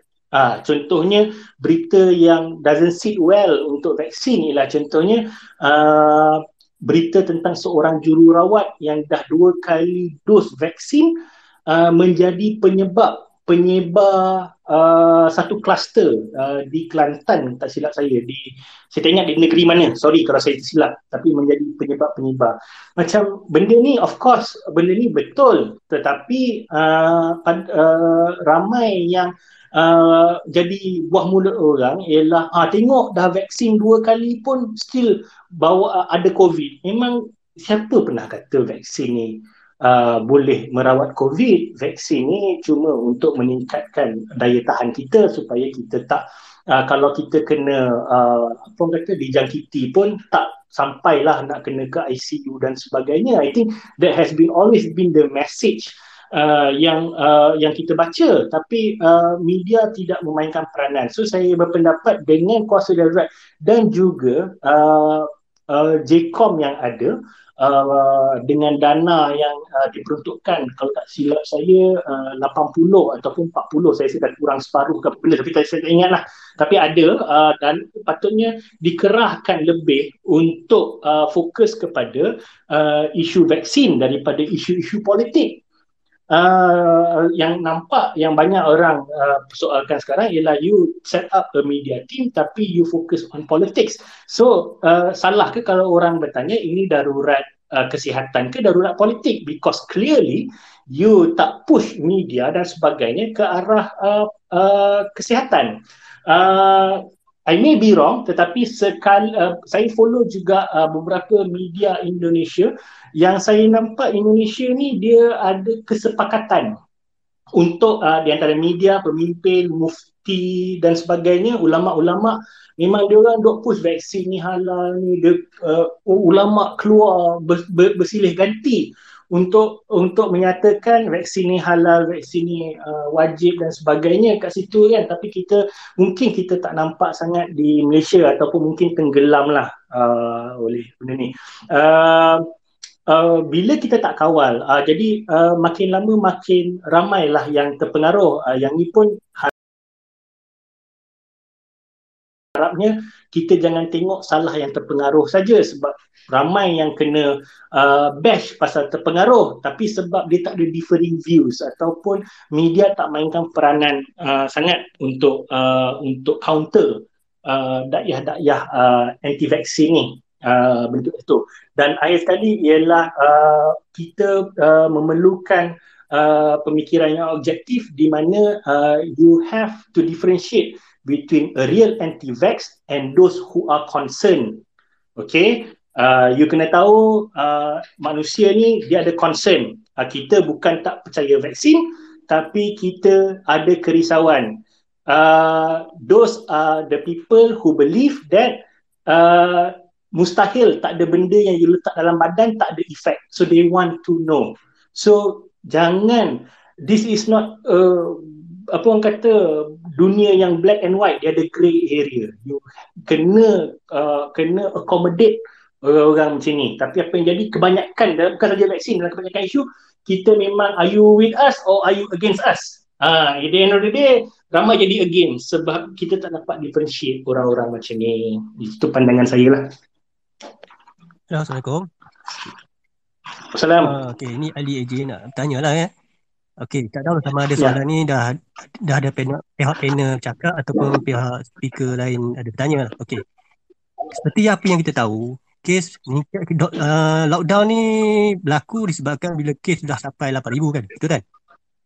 Betul. Okay, Kalau ikutkan data yang dikeluarkan oleh DG Hisham yang Syam, ya. dijangkakan dia mungkin dalam 3 bulan lepas dia dah cakap dah kes ni dijangka akan naik 8,000 pada anggaran dalam bulan 6, Betul? betul kan? Betul? Apakah pihak MKNN perbincangan dalam mesyuarat tu dia ambil kira tak, satu soalannya, adakah pihak MKN ni dia ambil kira apa yang DG tu bentangkan dalam mesyuarat tu? Kedua, adakah pihak panel lah, ini pandangan pihak panel, adakah 8,000 tu satu jumlah yang sepatutnya boleh dibuat darurat ataupun dalam 2,000 tu sepatutnya dah dia stop kan tunggu buat darurat? Macam mana tu? Oh, okey. Okey. Untuk soalan pertama, saya rasa ramai pun faham. Kalau tanya saya, adakah mereka mengambil kira saranan DG, saya rasa apa yang dalam MKN itu semua dibentangkan, tetapi ianya adalah keputusan kolektif. Sebab tu bila ada yang pinpoint satu-satu individu untuk diletakkan salah, saya rasa tak patut, sebab MKN tu ramai duduk dalam tu. Dan untuk mengatakan adakah mereka tak tengok ke ataupun DG tak bentangkan, saya rasa saya tak tahu, saya rasa tak betul lah. Saya rasa DG buat kerja dengan baik, dia bentangkan semua apa benda semua, tapi keputusan itu adalah keputusan kolektif. Dan keputusan kolektif tu mungkin ada perkara-perkara lain yang diambil kira, dan of course benda yang saya nampak ni, ini apa yang nampak, apa yang rasa, benda paling penting yang mereka ambil kira ialah tentang ekonomi. Okey, adakah ia tepat ataupun tidak, saya serahkan kepada anda lah, sebab kes semakin naik dan sebagainya. Sebab kalau masuk kepada soalan kedua tadi, kalau tanya saya rasa kita patut buat lockdown lebih awal. Mungkin semenjak Februari, ketika kes dah mula cecah 2,000, kita dah nampak dekat situ dengan ada isu varian baru dan ada kes yang mungkin tak ramai, saya tak pasti kenapa tak ramai nak bincangkan, ialah kes kluster sekolah. Okey, semalam saya rasa DG ada bagi tahu kes untuk kanak-kanak dah mencecah 82,000 kes. Okay. The thing dengan kes untuk budak-budak ni, tak ramai yang tunjukkan gejala dan simptom. So basically they are a walking time bomb. Dia tak demam, dia ada satu kes yang memang kawan rapat yang memang sekarang ni tengah diserang. Saya tak ingat stage berapa, tapi memang dia kontrak daripada anak saudara dia. Yang anak saudara dia memang tak tunjuk apa-apa simptom, tak demam, tak sakit, tak apa benda, main macam budak-budak biasa, tapi pembaur. Okey, saya rasa itu adalah perkara yang sangat serius, tapi saya nampak ianya kurang dibincangkan benda tu dekat situ. Dan benda tu sepatutnya daripada awal dulu kita dah lockdown. Saya rasa pembukaan sekolah tu satu perkara yang sangat tak patut. Tapi itulah, sebab kita tak ada dalam keadaan tu, kita tak tahu apa data mereka ada. Cumanya kalau nak ikutkan negara-negara lain, mereka nak memastikan kalau ada ekonomi mereka tak lama tutup. Sebab tu banyak negara yang kes tinggi sikit je dia terus lockdown. Saya rasa mereka ni berpendapat better lockdown 14 to 21 days daripada kita kena lockdown 4 bulan. Macam DG cakap, kalau nak landaikan kes sekurang-kurangnya 4 bulan. Saya tak rasa kita semua sanggup PKP lockdown macam PKP pertama tu 4 bulan walaupun diberi bantuan. Okay, so benda-benda macam ni lah yang kita selama ni risaukan, di mana we are at the point of no return. Kita dah terlepas window yang kita patut buat lockdown, mungkin 14 ke 21 hari ataupun paling kuat 2 bulan. Tapi sekarang we are talking about a total lockdown of 4 months. Saya tak tahu macam mana orang akan terima benda ni. Dan dia mencipta satu lagi persoalan, ialah adakah PKP 3.0 ini akan berjaya? Kalau tak berjaya, macam mana penerimaan masyarakat? So benda-benda macam inilah. And bila saya kata penerimaan masyarakat, saya lebih risaukan ketidakpatuhan. ketidakpatuhan ni sangat bahaya. Orang akan jadi pembawa, orang akan ke mana-mana dan sebagainya. Itulah itu yang saya risaukan lah. Kalau macam soalan saudara tadi, soalan kedua tadi, adakah patut lebih awal? Jadi saya rasa pendapat saya ya, kita patut lebih awal lagi, kita patut kawal kes lebih awal lagi. Okey. Untuk yang terakhirnya, apa kesimpulan yang Jamali boleh buat? Tadi ada korang, Sean Rowland, dia angkat tangan tadi. Oh, Okay, Sean Sean. Rowland. Okey, bagi Sean Rowland untuk tanya.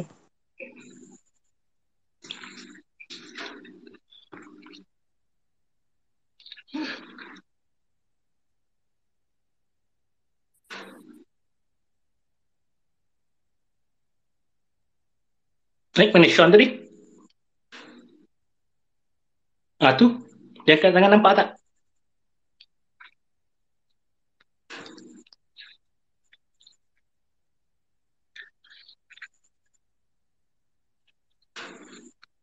Sekejap Sean, manalah kita punya host ni.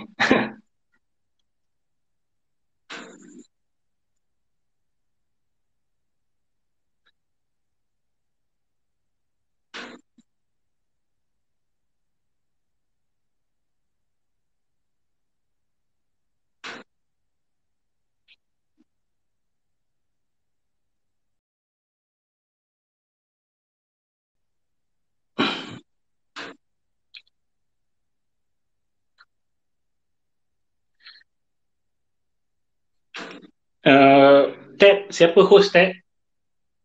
ID dia akan approve. Okay. ID ada ke? Nampak ke dia?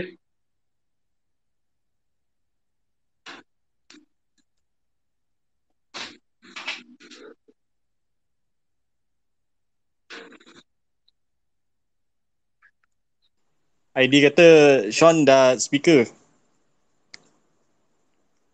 Belum, masih listener. Statusnya di saya.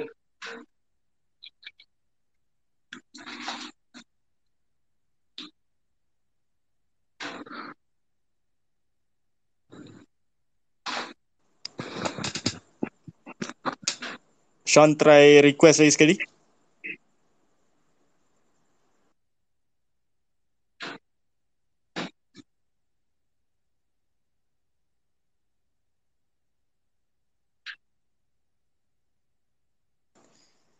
Sean try keluar dulu dan request lagi sekali.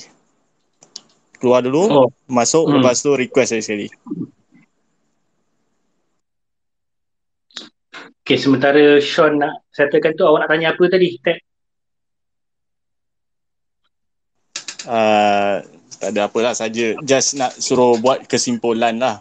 Macam mana kita sebagai rakyat ni, persediaan kita sebagai rakyat ni, secara psikologi, secara fizikalnya, dalam mengharungi ataupun mendepani krisis ni, daripada segi penerimaan kita ataupun daripada segi tanggungjawab kita untuk sentiasa check and balance atau apa benda apa ni orang kata, setiap maklumat yang apa ni orang kata bertukar ganti lah, yang apa ni yang kita hadapi sekarang ni lah. Okay. Dia dalam dunia ni, dia ada masalah yang kita ada keupayaan untuk kita boleh disiplinkan diri. Maksudnya kalau kita disiplinkan diri, kita takkan kurang risiko kita untuk terlibat dalam masalah tu. Tetapi malangnya wabak ni dia memerlukan semua masyarakat ataupun rakyat. Sebab rakyat ni saya selalu kata sesiapa yang memegang IC Malaysia, dia ialah rakyat Malaysia. So bila kata dia memerlukan seluruh rakyat Malaysia untuk menjayakannya, dia termasuklah kepimpinan dan sebagainya. Saya sangat puji dan hargai mereka yang push for kawalan kendiri, for self lockdown dan sebagainya. Tapi saya nak kata at the end of the day, you punya small comfort zone tu, your small comfort zone tu dikelilingi oleh red zone, di mana akan ada orang yang tak dengar cakap, akan ada orang yang tak mampu kawal diri, ada orang yang, sebab tu kita ada undang-undang, sebab tu kita ada penguatkuasaan. Bila you cakap, saya pelik rakyat Malaysia ni, tak boleh ke kawal diri, dia macam you cakap, saya pelik tengok manusia, dia tak boleh ke stop mencuri. Macam, it's absurd kan? So memang itulah keadaannya, di mana kita dalam keadaan di mana law and order is important. Benda tu dekat situ. Of course hari-hari pun dia important, tapi untuk wabak ni dia lebih lagi. Sebab tu kita push supaya semua orang jaga diri, sanitasi tangan selalu dan sebagainya, kawal diri dan sebagainya. Pada masa yang sama kita perlukan juga bantuan ataupun satu polisi yang lebih orang kata lagi mantap daripada kerajaan untuk kuat-kuasakan juga untuk bantu sama-sama, sebab akan ada yang degil. Benda ni akan ada yang degil, dan kita dah nampak dah daripada orang yang rentas daerah, rentas negeri yang pergi pasar raya, naik LRT dan sebagainya. Benda tu kat situ kadang-kadang bukan orang degil, kadang-kadang orang terpaksa dan sebagainya. Okay, jadi kalau tanya the only way yang kita akan keluar daripada permasalahan ini ialah dengan bersama. Saya tak nampak cara lain. Mungkin bolehlah you seorang-seorang, you apa benda ni semua kan, itu ialah tanggungjawab kita lah. Tapi as a country, kalau kita nak apa orang kata keluar daripada masalah ini, ia perlu dijalankan oleh semua pihak dengan baik. Dia tak boleh salah satu orang kata tak bergerak ataupun tak dengar cakap dan sebagainya. Sebab itulah pentingnya tadi kenapa krisis ataupun wabak kali ini dia perlu kebersamaan semua. Benda ni sebenarnya unprecedented untuk modern day Malaysia lah. Untuk kita, kita kalau wabak pun wabak yang bukan apa orang kata mudah jangkitannya macam COVID. Kita mungkin ada SARS, kita mungkin ada pelbagai wabak lain, tapi dia tak seteruk COVID kali ni. I think this is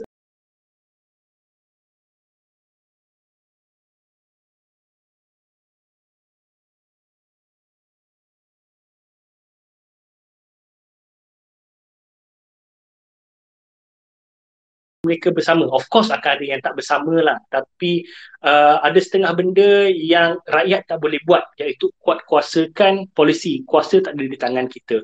Kita tak ada kuasa untuk menahan, kita tak ada kuasa untuk apa orang kata mengetatkan sesuatu ataupun melonggarkan sesuatu. Jadi dia perlu kebersamaan lah, dan itu juga sebabnya kenapa saya nak orang kata kita bercakap pasal topik ni, sebab topik ni bukan topik in silo, dia dah jadi satu nation punya kerja kat situ. So itulah dia. Saranan saya ialah, okay, first of course kita jaga diri, kita buat apa yang kita mampu, tapi pada masa yang sama kita ingatkan orang lain, jaga family terdekat kita, jiran kita terutamanya, dan juga teruskan memberi cadangan yang bernas, dan paling penting, apa saja perasaan anda kepada kerajaan hari ini, jangan dibakulkan sekali dengan ketidakpatuhan SOP. Itu saya minta sangat, sebab kita tak boleh gagal.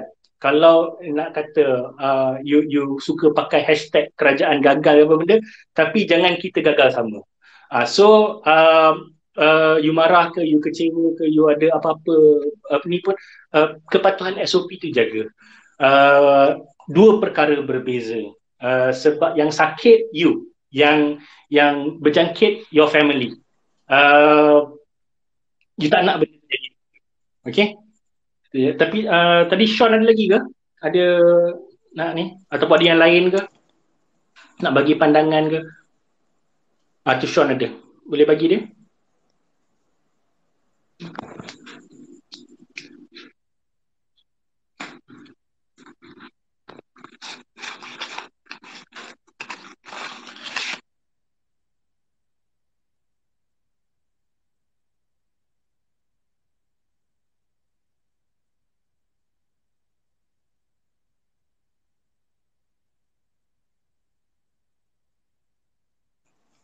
Okey, rasanya cukup sampai sini sajalah untuk kita. Tadi Sean tadi ada, tak boleh bagi dia? Tak dapat? Tak dapat bagi dia, ID tak dapat bagi dia. Tak Dapat ada bagi dia. Sean, tak diorang tak tak ada nak bagi you cakap lah, Sean. tak ada request ID kata tak ada request. Tak ada request. Alamak. Dia rangkat tangan dia daripada tadi. Dah keluar masuk lah balik. Kesian dia. Dia dah Ke keluar you masuk all lah. memang tak nak bagi dia cakap. Dia dah keluar masuk dah.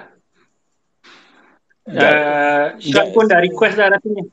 Sekejap, apa ni aku cakap aku check dengan ID.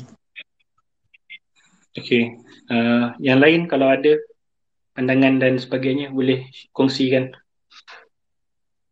Macam saya kata, sesi terbuka, tak setuju pun tak apa. Kita boleh mungkin ada pandangan lain, boleh share lah.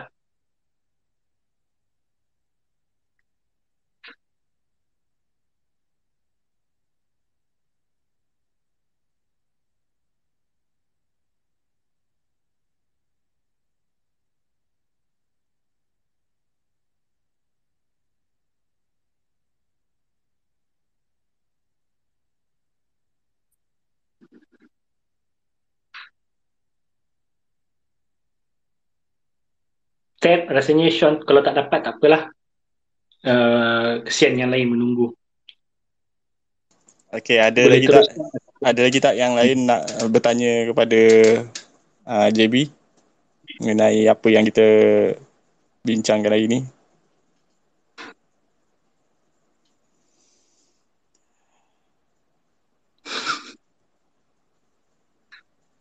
Kalau contohnya tak ada,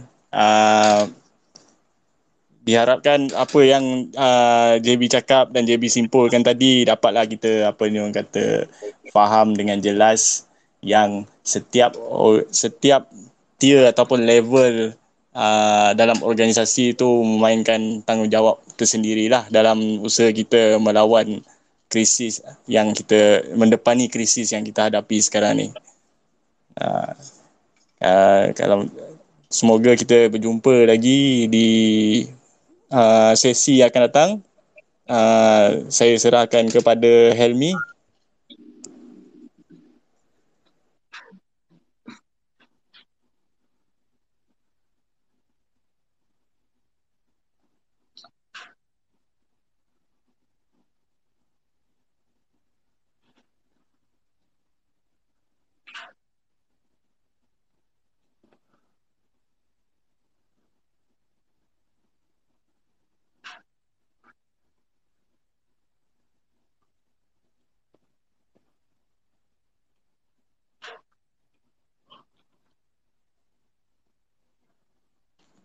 Helmi.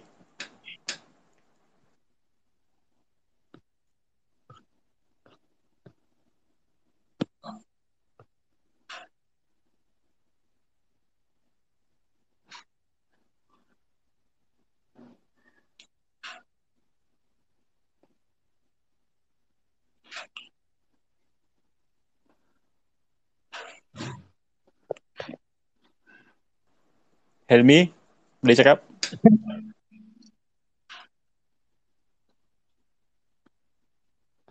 Kalau tak ada, awak lah tutup majlis. Helmi dia nak apa ni? Dia nak apa ni bagi tahu pasal buku. Oh, okay.